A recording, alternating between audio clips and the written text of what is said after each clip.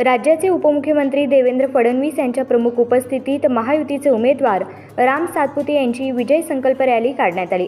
Bharatiya Janata party मित्रपक्षाचे Solapur राखीव लोकसभेचे उमेदवार आमदार राम सातपुते यांनी आमदार सुभाष देशमुख व इतर नेत्यांच्या उपस्थितीत निवडणूक निर्णय अधिकारी कुमार आशीर्वाद यांच्याकडे उमेदवारी अर्ज दाखल केला।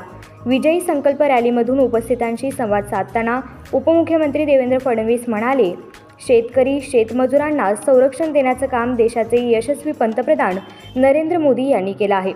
ही निवडणूक नरेंद्र मोदी विरुद्ध राहुल गांधी अशी आहे। देशाचा विकास केवळ आणि केवळ मोदीजीच करू शकतात। ही निवडणूक देशाचा नेता देशाचा पंतप्रधान निवडण्याची आहे। गेल्या 10 वर्षात भारत जगात सर्वाधिक वेगाने विकसित होणारी अर्थव्यवस्था बनला आहे। आपण सर्वांनी राम सातपुते यांना विक्रमी मताधिक्याने निवडून द्यावे असे आवाहन उपमुख्यमंत्री देवेंद्र फडणवीस यांनी केले।